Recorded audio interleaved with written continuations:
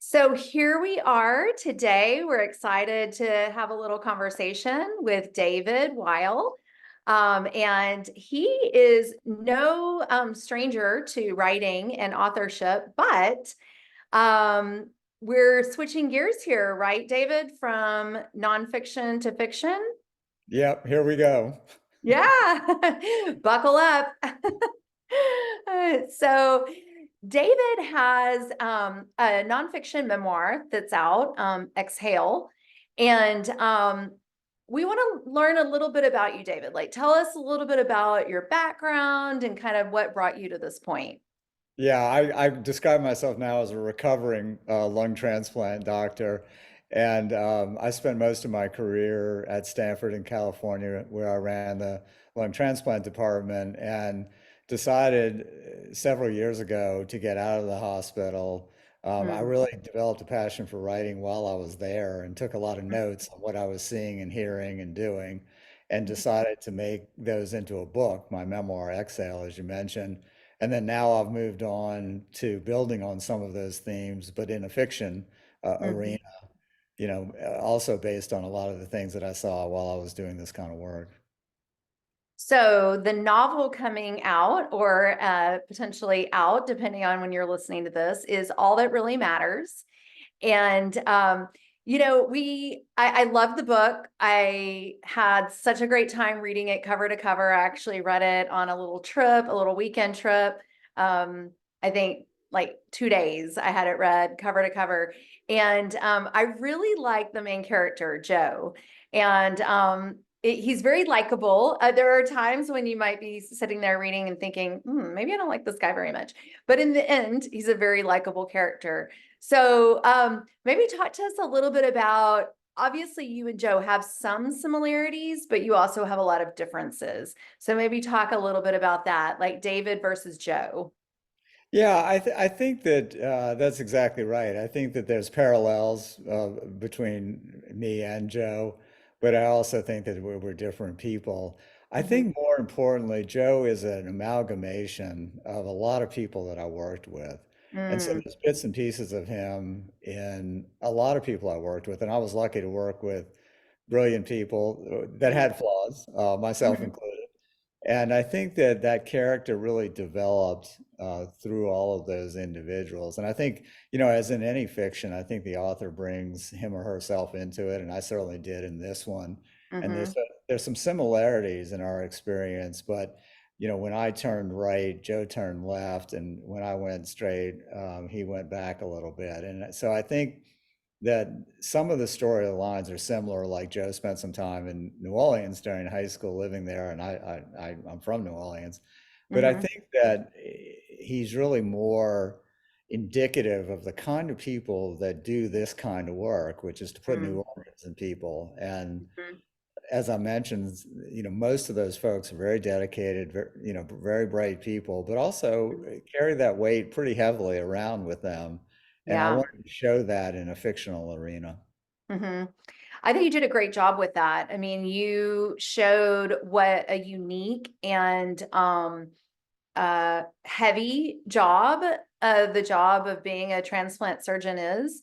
And those of us, I say, as a book publicist, like nobody's gonna die over this. But that's not true for these people in the role of transplant work. So yeah, I mean, I love the peek behind the curtain into this very, very unique job. And was that hard for you to write what you had lived, or did it come very easily? I think when I wrote my memoir, my first book, it was hard, to write that. And also I had to write it pretty carefully because there's real people involved, and I was one of the real people, but there was other people. Mm-hmm. I think what was interesting about the novel project that I worked on was that I had all kind of latitude to describe all kinds of things that actually happen in hospital settings. As a matter of fact, everything that happened to Joe, both good and bad, actually happened in hospital settings. These things occur. But I Mm-hmm. think what it gave me is a way to explore those themes a bit more deeply than I could in my memoir, just because of Right. the sensitivity of not wanting to offend and not wanting to um, settle scores and do those kinds Mhm. of things that one wants to avoid when writing nonfiction. But with fiction, I really could wander all over those themes and go as far as I wanted to go. And I Mhm. think that's what made the project super interesting to me. Well, I mean, that's a fantastic segue to talk about the topics that you do touch on in All That Really Matters, because you get to mention inequities in care and the struggles that a transplant surgeon would have in this role, because you make it very clear that, it's not always an easy process to be in this role and to make decisions. You're making decisions on people's lives, really. Yeah. Yeah, And that's right. And I think also, I don't think it'll be news to anybody listening that healthcare is broken, right now. I don't think anybody thinks that it's, a well-functioning system. And so I brought up in the novel some broader themes in healthcare, mm, the placement of profits over purpose is a real problem in healthcare. There are many inequities, racial, socioeconomic, et cetera. But there mhm, are also a large number of dedicated people that go to yeah, work every day and try to do the best they can in a system that frankly doesn't work. mhm, And I wanted to be sure, while I explored some of that in my first book, I wanted it to be current and even include mention of the pandemic, because I wanted the reader to understand that the person they're seeing when they're sick is dealing with some real problems in the system that they're working in. And I mhm. think the system right now isn't working for patients or for the people that provide the care. Yeah, yeah. A very complicated process from start to finish, for sure. So the character of Joe has times in the story where he showcases his arrogance. And I was thinking that it would be very difficult to be in the role of a transplant surgeon and not have a little bit of that, like, God complex, kind of, where it's like, wow, I am in control of this situation. So, how did you feel about showcasing that with Joe? That, it probably was it a characteristic that seemed necessary to really showcase with him? Yeah, I mean, I personally never met a self-effacing cardiothoracic transplant surgeon. I'm sure they exist in nature somewhere, but I've never met one. I think that, all of us that do this kind of work carry a little bit of fighter pilot, mentality into the job. I Mhm, think patients actually want us to. I mhm, don't think they want an unsure, mm, mhm. not Right. confident transplant doctor. I actually think patients benefit when they see us sure of Yes. ourselves. Mhm. But Yeah. what I also wanted to show is, how that can, if brought too far, can get us into trouble. And I think the readers will see that Joe, for all of his talent, gets himself into trouble, and Mhm, that also happens, in real life. I mean, mhm, this is a job that there are personality problems within the profession, mhm, especially in the transplant field, and Joe's mhm, just another example of that. mhm. I think you do a great job with the title, All That Really Matters, kind of circling us back to something very interesting at the end. And we're not going to give any spoilers here, but there are two characters in the book that take very different paths in the medical career.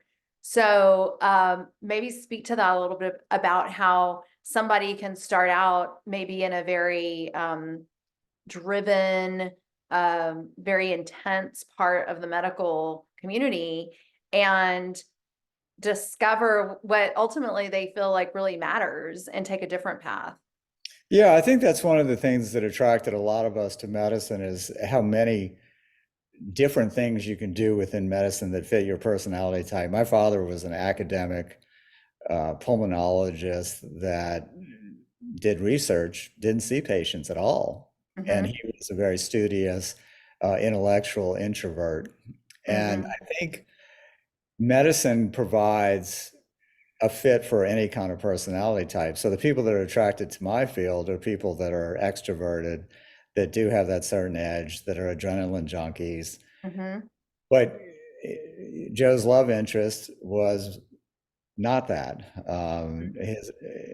She was somebody that was very called to do something to help under served areas, for Mm-hmm. instance. And she was Yeah. somebody that was her passion, but it diverged from the kind of life that Joe wanted to live. And I think that that's really what you see a lot of in medicine is you see people trying to do something that fits in with their personality. It doesn't mean that being a heart and lung transplant surgeon is any less noble than being a malaria researcher in Africa. It isn't. It's just different. And I Mm-hmm. think that what you Yeah. see is, and the reason I titled the book All That Really Matters, is you see a person struggling, as many of us do, to Mm-hmm. really determine what matters to us most in life. Mm-hmm. And a lot of times we find out what mattered to us at age 25 or 30 is not the same thing that matters to us at age 50 or Yeah. 60. Mm-hmm. And you Yeah. see the evolution that he takes Mm-hmm. while he's trying to figure out what is it that really matters to him. Mm-hmm. Yeah, lots of twists and turns. And, I loved the complications with relationships that unfolded in the story. And speaking of that, Joe's father is a Holocaust survivor.